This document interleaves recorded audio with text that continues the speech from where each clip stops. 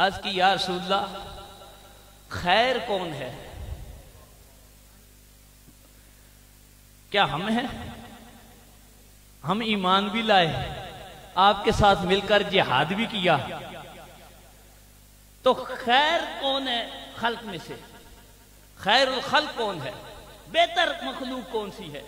ہم ہوں گے کہ ہم ایمان بھی لائے اور ہم نے جہاد بھی کیا؟ رسول فرمایا نہیں، خیر بعد والے ہوں گے، بعد والے ہوں گے۔ کس جہت میں؟ کہ مجھے دیکھا نہیں ہوگا لیکن مجھ پر ایمان لے آئیں گے۔ اچھا ایک بات کی میں ابھی وضاحت کر لوں، کیوں یہ حدیثیں نا تو بات کو سمجھ لگنی کوئی نہیں، کوئی اور معنی لے لیں گے کہ صحابہ سے امتی افضل ہو گئے، کیونکہ جو کسی حدیث کسی استاد کے پاس پڑھا ہوگا، کسی درس میں بیٹھا ہوگا، اس کا معاملہ اور ہوگا، لیکن جو بن پڑھے بن جاتے ہیں نا، جیسے وہ مرزا ایک بیٹھا ہوا ہے، کبھی پیر میرا شاہ صاحب کی غلطیاں نکال رہا ہے، کبھی داتا صاحب کی نکال رہا ہے، وہ بندہ ہے خدا تجھے وضو کا تو مسئلہ پتہ نہیں ہے، اور کہتا کیا ہے میں کسی بابے کو نہیں مانتا۔ اگر یہ بابے نہ ہوتے نا تجھے قرآن کا مطلب بھی نہ آتا۔ آج تو اردو پڑھ پڑھ کے مفسر بنا ہوا ہے نا، یہ کسی بابے نے ترجمہ کیا تو بنا ہے، ورنہ تجھے کیا پتا تھا قرآن میں کیا لکھا ہے؟ یہ حدیث صحیح ہے، یہ ضعیف ہے، یہ حسن ہے، یہ حسن لغیر ہی ہے، بیان کر رہا ہے، تجھے کیا پتا تھا؟ یہ کسی بابے نے جرح و تعدیل کی کتاب لکھی ہے، تجھے پتا ہے۔ میں کسی بابے کو نہیں مانتا، نہ میں بابی، نہ وہ ایک شعر ان کا بنا ہوا پتہ نہیں کیسے ہے، جیسے بھی یہ چھوڑے، میں کسی بابے کو نہیں مانتا۔ اگر یہ بابے نہ ہوتے نا، سب سے بڑا امت کا بابا رسول اللہ کے بعد ابو بکر تھا، جس نے پہلے کہا کہ یہ قرآن محفوظ کر دو، کتاب میں لکھ دو۔ عثمان نے کہا کتاب میں لکھ دو۔ علی و عمر نے کہا کہ حدیثیں آگے پہنچا دو۔ صحابہ نے، یہ سارے بابے تھے جنہوں نے دین کی حفاظت کی، ہم تک پہنچایا، پھر بابوں نے اس کے ترجمے کیے، اس کی شروعات لکھی، پھر جا کے ہمیں دین سمجھ آیا۔ تم کہتے ہو ہم بابوں کو نہیں مانتے؟ اگر یہ بابے نہ ہوتے نا تو پھر تمہاری دکان بھی نہیں چلنی تھی۔ ٹھیک ہے، جس نے 4 لفظ کسی بابے کے پاس پڑھے ہوں گے نا تو اسے بابے کا مقام بھی پتا ہوگا اور شان بھی پتا ہوگا۔ جو ویسے ہی گلیوں میں پھرتا رہا اسے کیا پتا بابا کیا ہے؟ تو میں خود ہی حدیث کے مفہوم بیان کر دوں، کیونکہ آسان جس طرح خواجہ صاحب نے ابھی بات کی، مفتی صاحب نے، کہ بات یہ بیان ہوئی کہ صحابی کے جنتی ہونے کی بات کرتے ہو، اور رسول اللہ کا تو آج کا امتی جو ایمان پر چلا جاتا ہے وہ بھی جنتی ہے، تو صحابہ کیسے جنتی نہیں ہوں گے؟ اب جو کہیں گیا نہ ہونا پڑھنے، اس کو سمجھ کے آیا وہ صحابہ جنتی نہیں ہے، لا حول ولا قوت الا باللہ، اور کیا صحابہ پھر امتی نہیں ہے؟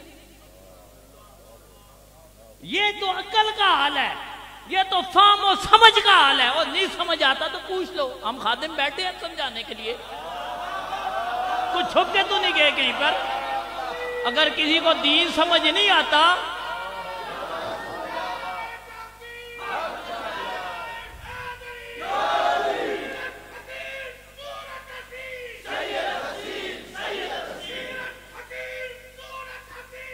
دین سمجھ نہ آئے تو یہ غلام حاضر ہیں، سمجھائیں گے۔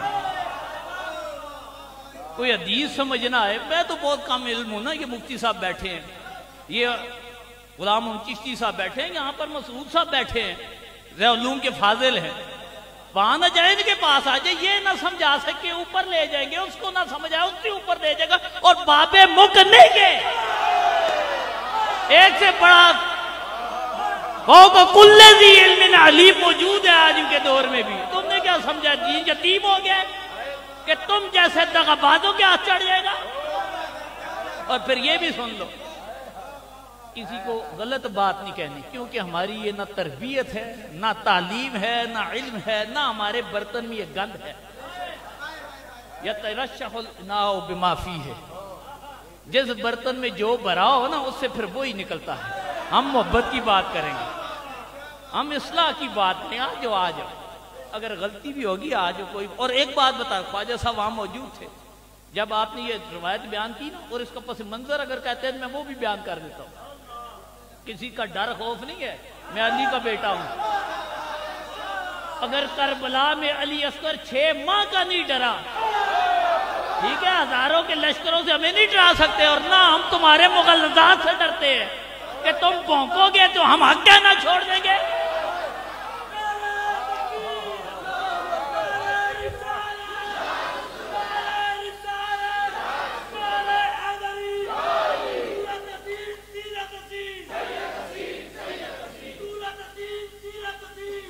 صحابہ کے حوالے سے عقیدہ و نظریہ خواجہ صاحب پہلے بیان کر چکے، میں اپنی زبان سے بیان کر چکا کہ سارے امت کی باتیں صحابہ کے بعد والوں کی امت میں پھر نہ کہنا وہ بھی تو تھے، کیونکہ تو اڈی فاما بھی تیجیاں نا، امت کے بعد والے غوث قطب ابدال کلندر ولی، ولیوں کا ولی، صحابہ کے نیچے جو سب کی عبادت گٹی ہو جائے، صحابہ کے ایک لمحے کی عبادت کو نہیں پہنچتی۔ یہ عقیدہ ہے سنیوں کا، اور یہ جامعہ رضیہ ضیاء العلوم گستان میر علی میں پڑھایا جاتا ہے۔ اور ایک اور بات آج میں یہ بھی وضاحت کرتا چلوں، چلو بات آئے گی تو میں یہ بات کرتا چلوں، ہم نے تعلق نہیں دیکھے، ہم نے یاریاں نہیں دیکھی۔ اگر کسی نے صحابی کے بارے میں ہلکا جملہ کہا، ہزاروں دلائل ہوں گے، شاید یہ موجود ہوں اس مجلس میں، یہ نہ ہوں۔ والد گرامی کا منہج کیا ہے کہ صحابہ کی عزت پر اپنی عزت قربان کر دو، اللہ تمہیں عزت عطا فرما دے گا۔ تم اپنی عزت کو نہ دیکھو، میں نے اگر رجوع کر لیا لوگ کہیں گے اسے مسئلہ نہیں آتا تھا، غلط بیان کے، نہ دیکھو ایسے، صحابہ کے قدموں پر قربان ہو جاؤ، تمہیں اللہ اور عزت دے گا، جتنا وہاں پر جھکو گے، جتنا انہیں مرتبہ دو گے، ان کے قدموں سے اللہ تمہیں بھی مرتبہ دے گا۔ لہذا جب کسی نے ضیاء العلوم کے اگر نیٹ ورک ہے نا، پھر ہم نے یہ نہیں کہا اس کی استادی خطرے میں پڑ جائے گی، اس کی ڈیٹیں خطرے میں پڑ جائیں گے، پڑتی ہے تو پڑھے، صحابہ سے آگے کون ہے؟ ہاں اگر ہمارا دوست ہے تو ہم اس کی آخرت خراب نہیں کریں گے، اسے کہیں گے غلطی ہو گیا واپس آ۔ اور یہی مسجد و عادی کا کام ہے، یہ نہیں کہ پیچھے کھڑے ہو جا، ڈٹ جا، بی بی پاک کے حوالے سے ہم تیرے ساتھ کھڑے ہیں۔ اور یہ بھی عرض کرتا چلو، سنو میری بات، اس شخص کے حوالے سے بھی آج تک کبھی کوئی غلط بات نہیں کی، کیوں؟ ہمارا یہ مشرب نہیں ہے۔ جب اس نے علل اعلان تکرار کے ساتھ یہ کہا، مانگ رہی تھی تو خطا پر تھی، مانگ رہی تھی تو خطا پر تھی، اس فقیر نے علماء کی موجودگی میں تقریباً گھنٹے کی دلائل کے ساتھ گفتگو کی کہ حضرت آپ کا علم بھی زیادہ، یہ میرا وہاں پر خود میرا الفاظ ہیں، آپ کا علم زیادہ ہے، مجھ سے زیادہ ہے، لیکن یہ جو بات آپ نے کی ہے نا، میں یہ سمجھتا ہوں عدم توجہ سے کی ہوگی، آپ کی ادھر توجہ نہیں ہو، بھول سے ہوگی، لہذا توجہ کر لے، یہ جملہ واپس لے لے۔ میں نے یہ کہا، حالانکہ آپ نے سب نے سنا، کیا بیان ہوا کہ میں نہیں کہہ رہا، یہ تو کون کہہ رہے کہ قبلہ پیر میرے شاہ صاحب کہہ رہے، میں تو اس کی تشریح کر رہا ہوں۔ اور جب پیر صاحب کی عبارت نہیں ملی تو پھر کیا کہا؟ نہیں، یہ صاحب نے امکان کی بات کی ہے نا، تو امکان وقوع کو مستلزم ہوتا ہے، لہذا بات تو یہی ہوئی۔ چند دن پہلے مجھے ایک شخص نے بات کی، اس ٹائم بھی میں نے، اگر آپ آج بھی ویڈیو نکالے اس کو دیکھ لے، اس میں کیا کہا تھا، میں نے عرض کی تھی حضرت پیر صاحب نے اجتہادی کی بات نہیں کی، مطلق کی بات کی ہے، آپ کو اردو سمجھ نہیں آ رہی، یہاں پیر صاحب اجتہادی امکان کی بات کر رہے ہیں لیکن مطلق کی کر رہے ہیں، غیر نبی جو ہے ان سے ہر قسم کی خطا کا امکان ہے، لیکن رسول اللہ کی امت میں اس دور میں بھی آج بھی ایسے موجود ہیں جنہیں اللہ نے محفوظ خطاؤں سے رکھا ہوا۔ امکان ہونا اور ہے، امکان تو یہ ہے نا کہ آپ باہر جائیں کسی بندے کو مار دیں، ہے امکان نہیں ہے، باہر جائیں کسی سے لڑ پڑے گالی دے دیں، ہے امکان نہیں ہے، لیکن ضروری تو نہیں ہے آپ گالی دیں بھی، یہ امکان اور وقوع میں فرق ہے۔ مجھ سے امکان ہے کہ میں یہاں کسی کو گالی دے دوں، لیکن اگر گالی دی تو وقوع ہوگا، نہیں دی تو میں اس کا گناہگار نہیں ہوں، یہ نہیں کہو گے اس نے گالی دی ہے ہر قسم کی گالی دینے کا امکان، میں بھی انسان ہوں، ماں بہن ایک کر سکتا ہوں، لیکن اللہ ایسے بری حالت سے انسان کو بچائے، ان مغالطات سے بچائے، لیکن اگر دی تو پھر کہو گے ہاں اس نے یہ غلطی کی، اگر نہیں کی تو امکان ہے۔ تو پیر صاحب نے کیا کہا؟ امکان ہے، لیکن اور اگر آگے کیا، اگر بمقتضائے بشریت اگر کے ساتھ کہا ہوا نہیں، اگر ہو بھی جاتا تو آیت تطہیر کا فیض اتنا ہے، مفہوم بیان کر رہا ہوں، اللہ انہیں عفو درگزر فرماتا۔ اچھا اب جب پچھلے دنوں بھائی فوت ہوا کہا ڈٹ گئے کوئی نہیں جی میں نے صحیح کہا ہے یہ پیر صاحب نے اجتہاد کی بات کی ہے. اب بھائی جب دنیا سے گیا تو کہتے ہیں میں نے تو بہت پیچھے کی بات کی ہے پیر صاحب نے مطلق خطا بیان کی ہے. 2 سال ہم یہی کہتے رہے حضرت کہ پیر صاحب نے مطلق بیان کی ہے انہوں نے امکان کہا ہے آپ وقوع بیان کر رہے ہیں یہ توہین ہے. اب خود مان لیا یہ اب بھائی کے میرے خیال میں سوم کے کل کی دعا ہے اس میں یہ 2 سال ہو گیا بی بی پاک کو اس نے چھوڑا نہیں ہے. اور بھائی تو بھائی اپنے باپ کی بھائی کی کل کر رہے یہ سال سواب بھیجے گا تو کیا کل بیان کرتے ہوئے سال سواب کی مجلس ہے چھوڑ دے بی بی پاک کے اس دامن کو. بی بی پاک کا دامن چھوڑنا نہیں ہے لیکن جو تو جس انداز سے پکڑتا ہے ہاتھ نکال. اگر یہاں کسی کی ماں کو ڈسکس کروں نا تو آپ میرا گربان پکڑنے کے میری ماں کے علاوہ تو اس کو اور نظر نہیں آیا تھا. سارے سیدوں کی ماں وہ جن کی چادر کو کسی غیر محرم نے نہیں دیکھا تو روز چادر سے تطہیر کو ڈسکس کر رہے چھوڑ دے آپ واسطہ ہے چھوڑ دے. اب اس دن کیا کہہ رہا ہے خود مان رہا ہے آپ خود جا کر سن لیں میں جھوٹی بات نہیں کرتا اس کی ویڈیو دیکھ لیں کہتا ہے میں نے تو اجتہاد کی بات کی ہے پیر صاحب تو مطلق خطا بیان کر رہے تو ہم یہی کہتے رہے نا کہ جو تو تشریح اس کی کر رہا ہے یہ مطلق کی بات ہے اس کو وقوع نہ کہہ اور ظالم وقوع نہ کہہ یہ بے ادبی ہے. اب مان کے اب بھی کچھ نہیں کیا جب تک سانس ہے نا وہ بڑی کریم ذاتیں ہیں وہ تو وہ ذاتیں ہیں جن کے خاندان کے جگر کاٹے گئے ٹکڑے کیے گئے کلیجے چبائے گئے لیکن واپس آیا تو رسول اللہ صلی اللہ علیہ وسلم نے بڑھ کر سینے سے لگا دیا دیر نہیں آ جا واپس آ جاؤ. اب بھی میں عرض کرتا ہوں واپس آ جاؤ. یہ امت میں اتنا بڑا انتشار پھیلا دیا ہے یہ اتنے بڑے فرقے بن جائیں گے واپس آ جاؤ. یہ آج جتنے جھگڑے ہیں نا میں اب وہ بات بھی کرتا چلوں داتا علی اجویری پر جیسے والد گرامی نے بات کی اور انہوں نے بتنگڑ بنایا وہاں داتا علی اجویری پر مزار پر جو نعرہ لگا کلمہ حق تھا جائز تھا اچھی نیت سے لگانا اجر و ثواب تھا اور ہے بھی رہے گا بھی لیکن لوگوں نے پہلی دفعہ داتا علی اجویری کا عرس خراب نہیں کیا وہاں الٹ بازی نہیں ہوئی لوگوں کے گریبان نہیں کھینچے گئے دستوں گریبان نہیں ہوئے. نعرہ کیا لگ رہا تھا ادھر کتاب ہے مجھے دکھانا خواجہ صاحب نے ایک بات کی نا یہ تو یہ ہے نا میرا بنایا ہوا نعرہ جیسے میں نے بنایا ہے کسی امتی نے بنایا ہے کسی ولی نے بنایا ہے ایک وہ کلام ہے جس کا ایک ایک حرف سچا ہے ٹھیک ہے ایک ایک حرف سچا ہے ایک ایک لفظ سچا اور ایک ایک حرف پر اللہ 10 گنا اجر و ثواب عطا فرماتا ہے. روایت سنانے لگا ہوں خواجہ صاحب نے وہ بات کی کہ رسول اللہ صلی اللہ علیہ وسلم کے صحابی مولا مرتضیٰ نے فرمایا تھا کلمہ تو حق اریدہ بہا باطل کہ کلمہ تو حق ہے لیکن مقاصد باطل ہے. یہ تو ہم پرانے بھگت رہے ہیں مولا مرتضیٰ نے سب سے پہلے بھگتا کہا یہ جو کلمہ کہہ رہا ہے الحکم الا للہ بات حق ہے لیکن مقصد باطل ہے. باطل کہا آپ نے کوئی لگائے نا فتویٰ پھر مولا مرتضیٰ پر وہ کیا کہتے تھے کہ کوئی حکم دینے والا نہیں مگر اللہ کوئی حاکم نہیں بن سکتا مگر اللہ یہ نعرہ تھا تو حق تھا لیکن مقصد کیا تھا کہ علی جو ہے اس نے اللہ کو حاکم چھوڑ کر دنیا داروں کو بنایا لہذا دار اسلام سے خارج ہو گیا اسی لیے تلوار اٹھا لی نا علی پر سب سے پہلا فتویٰ لگا اور فتویٰ بھی یہ لگا کہ واجب القتل ہے.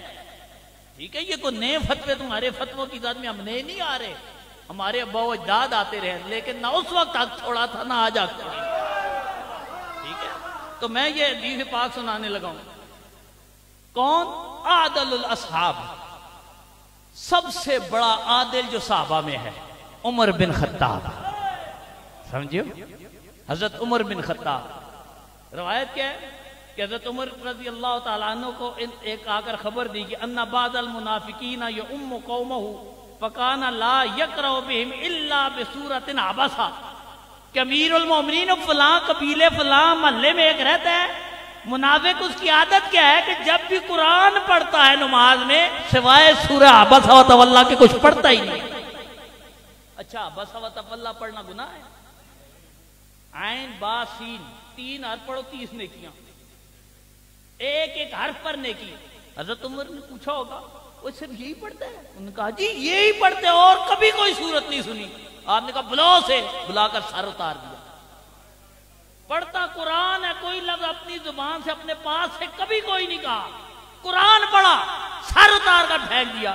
لوگوں نے پوچھا امیر المومنین معاملہ کیا ہوا؟ یہ تو قاری تھا، امام صاحب تھے مسجد کے، لیکن رسول اللہ سے پڑھا ہوتا تو دین آتا نا۔ امام بن جانے سے دین نہیں آتا، نہ دین کے اندر جو باطل تمہاری نیت ہے ختم ہوتی ہے۔ کہا قاری تھا، کہا تھا لیکن پڑھتا رسول اللہ کی توحید کی نیت سے تھا، تو توحید کی نیت سے قرآن بھی پڑھتا ہو تو اس کا سر اتارا جائے گا، اسے اعزاز نہیں دیا جائے گا۔ تو جن لوگوں نے، آج میں تقریر کر رہا ہوں نا، آپ کو میری بات نہیں اچھی لگی، آپ کہہ دیجیے آپ کی مجھے بات نہیں اچھی لگی، بند کر دو۔ آپ جو قرآن پڑھ رہے ہمارے پاس وقت نہیں جائیں، لیکن یہاں پر اللہ اکبر کہنا شروع کر دیں، نعرے لگانا شروع، مقصد یہ ہو یہ تقریر نہ کرے تو یہ درست کام ہے۔ تو اگر یہی بات وہاں پر ہوئی، اور پھر آپ کو بتاتا چلوں مرکز اہل سنت جامعہ رضیہ ضیاء العلوم میں تمام یہ غلام چشتی صاحب اور بڑے علماء موجود تھے، وہاں پر میٹنگ بلا کر یہ کہا گیا کہ یہ رویہ نہ اختیار کرو۔ 10 نکاتی ایجنڈا تھا، پنڈی کی تمام تنظیمیں، بڑے بڑے اکابر علماء موجود تھے، کہا کہ یہ کام نہیں کرنا، اخلاص ہے اپنی جگہ کو، دلیل سے بات کرو، محبت سے بات کرو، اگر کرنا ہی ہے کسی کی بات دلیل سے کرو، یہ نہیں کہ ایک دوسرے کے دستوں گریبان پڑو، یہ کام نہیں کرنا۔ اور یہ نعرے اس مقصد کے لیے نہیں ہے، یہ صحابہ اور رسول اللہ کی عظمت کے مقصد کے لیے۔ نعرہ حیدری بھی اگر کسی غلط مقصد سے لگاتا ہے تو باطل ہے، گناہ ہے، مقاصد اچھے رکھو۔ اور یہی بات کی کہا، اور وہ بات کیا ہوئی، ایک خطیب ہے، کہا جی وہاں میں گیا، انہوں نے میری تقریر روکنے کے لیے کہ یہ تقریر نہ کر سکے، یہ نعرے لگانے شروع کر دیے، تو آپ نے فرمایا یہ اس مقصد کے یہ نعرے، اور پھر یہ جو تم نعرے لگا رہے ہو یہ صحابہ کی کوئی امتیازی شان نہیں ہے، یہ تو رسول اللہ کا ہر امتی جنتی ہے، تو صحابہ جنتی کیوں نہیں ہوں گے؟